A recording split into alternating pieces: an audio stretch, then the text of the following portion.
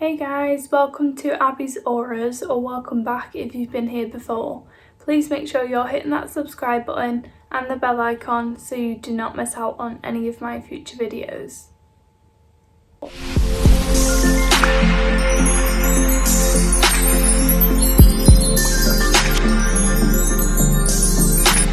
Okay, so we're talking about feminine energy today.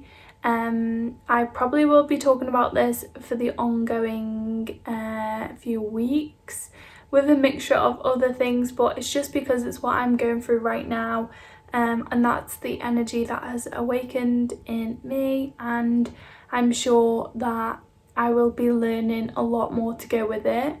So basically these are just the surface things, what the feminine energy feels like, what it is, what it uses, and I thought I would just kind of take you through the process as I'm going through the process myself, rather than waiting until I've been through it and then not remembering everything as I go through it. So I will be making my next video on using the feminine energy to manifest, because it's a different type of manifesting kind of, so I'm going to be making a separate video on that, so make sure you subscribe to make sure you don't miss it. But for now we're just going to talk about the basics, and I do want to go over, just before we get into it, the feminine energy is used within men and women. So we have the feminine energy and the masculine energy. The feminine energy actually feels very odd to me, because I am naturally more masculine. I actually didn't think I was until I actually started to learn about myself, but I'm definitely more masculine energy, and I found it very I just noticed it as soon as my shift started to happen. I instantly noticed it, because I am not normally the relaxing type. So yeah, it's very different, but it's more, you feel more creative. It's definitely more of your creative side. You don't feel the energy like the masculine energy. Like, the masculine energy is more like hustle or get to your next goal. I am actually naturally in the hustle mode, but I try to rein it back, because it's like not really our true state. Like, I want to release my own power and use my own power rather than hustling for things, but I just find it like I actually enjoy it. So that's normally my energy, and I get excited about new projects and really, all the ins and the outs of the business. But now I kind of feel so the opposite. So masculine is more kind of adrenaline, and kind of like, no, I don't want to wait to do this, I want to do it now. Like, I don't like to wait around to do new business ideas. I want to do it straight away. And then the feminine energy that I'm experiencing right now is more sit back, relax, be in nature, go for more walks. We've been going for walks like every day in nature. I feel more drawn to meditation, more to yoga. I've been doing more of my breath work, so I do morning yoga usually, but I haven't been sticking to it as as I would like to. I try to do it every morning, but now I feel like I really don't want to miss it. Like, I feel excited to go do it, and just, even if it's just sometimes just sitting on the mat for a minute, like, I just really enjoy that right now. And also I feel like the energy feels different, so it's all in the lower part of my chakras. The lower chakras, they feel kind of like electric going through your body. So the way I described it to my partner is, because I just love tea, so when you're cold and you drink a cup of tea, you can feel it going down your body, and this is what this kind of feels like. You can literally feel it. Like, I want to say I can feel it in my veins, but like, I don't know, I just basically can feel it kind of like pulsating through my body. The energy is very vibrant came to mind. I don't even know if that matches, but you know what I mean. It's just, it's a lot more, the energy feels a lot more visible, even though I know that that's not the right way to say it, but I don't know how to describe it. It's very different, it's very confusing and weird, but it feels, I feel more like I'm going through shadow work a lot again. And basically that is to do with the feminine energy. She basically, I say she, but you know what I mean. She basically brings up all unwanted things so you can release them out of your energy, and kind of makes you sit in your thoughts so you can really get deeper into yourself and to release what is needed to be released. Also, I did want to mention, I've been trying to, I don't know much about the feminine energy, and that's why I'm just so masculine normally, and yeah, not really many parts of my life are my feminine, so I found it really kind of difficult in a way, just to understand what I'm going through, to be honest, because it feels so absent to my usual self, but I also feel like really connected to myself as well. It's very different.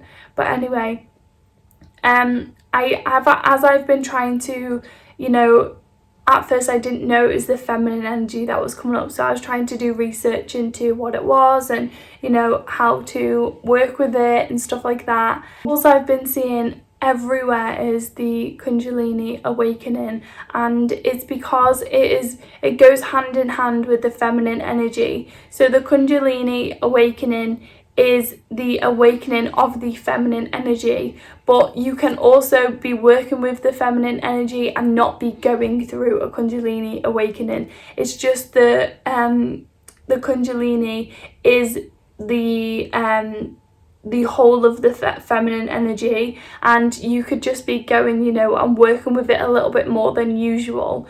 So right now I'm still not quite sure what I'm fully going through.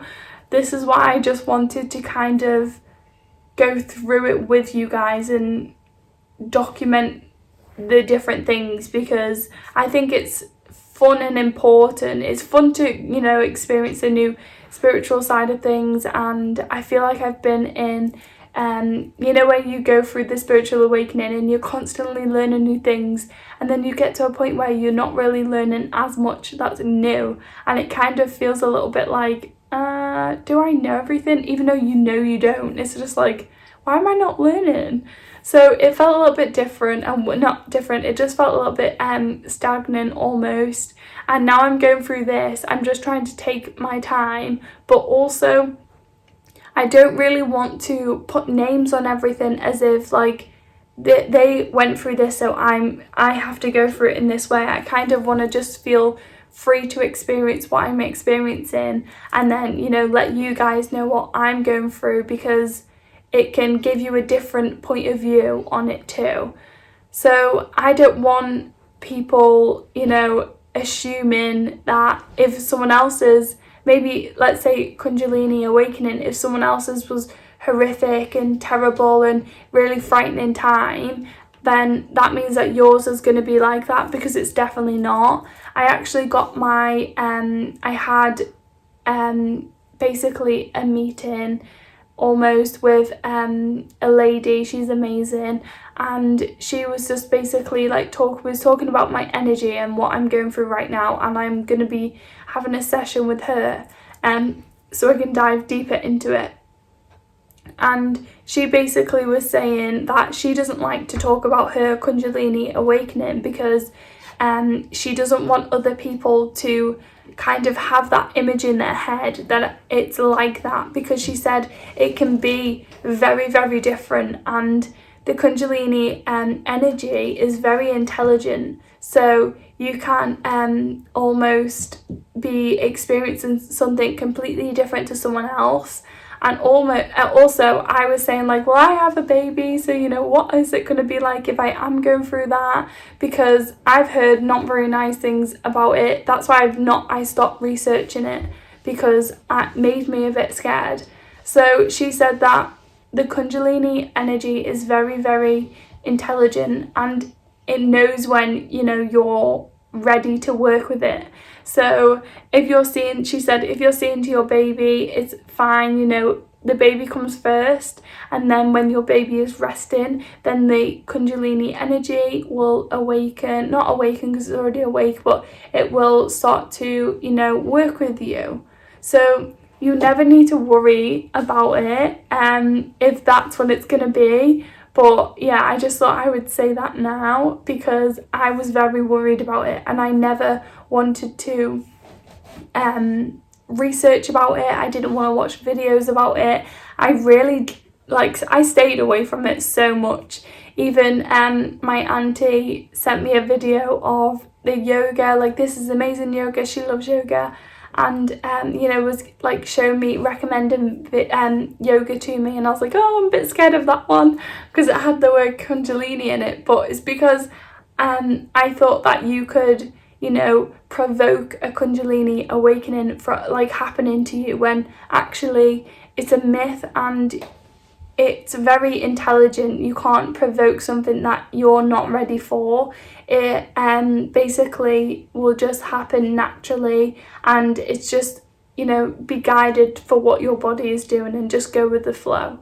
So that is about the Kundalini awakening. I just wanted to put that in there because it is part of the feminine energy, and it comes up a lot when you're trying to research into feminine energy. And yeah, I don't want people to be frightened of it like I was for a few years, because I don't want it to ruin anyone's experience if they're going through it.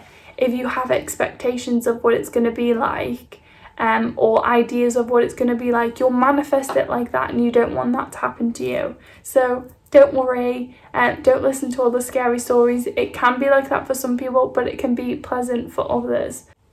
Okay, so this is how I thought of the feminine energy.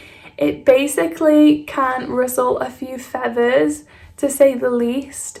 So it's like, I kind of seen it as, it basically, if you've got something in your life that is not needed to be there, it's kind of doing a disservice to you, but you're kind of holding on to it. You don't really want to release it, and you're trying your best. But it's like, kind of, I viewed it as the mum coming in. So the mum always knows best.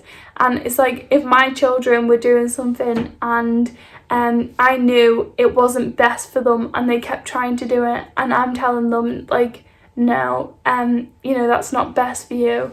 It's like the mum always knows best, and the mum always wins in the end.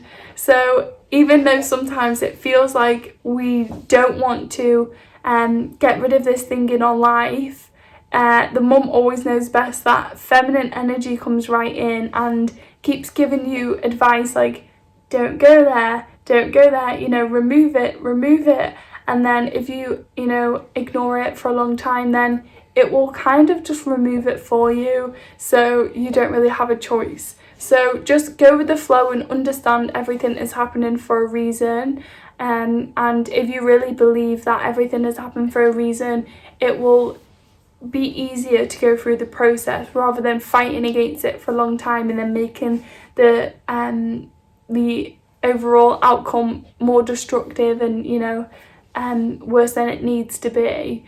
So that is what I got from the it's kind of like a mother energy. So it can also be really calm, like a mother energy. So like, I imagine it as when I'm like, so last night my daughter was a little bit poorly, and I was just calm with her and holding her on my chest, just like, you know, soothing her and make sure she's okay. Even though I was super tired and I felt like, oh, I just really want to go to sleep, like, I was just giving her love, because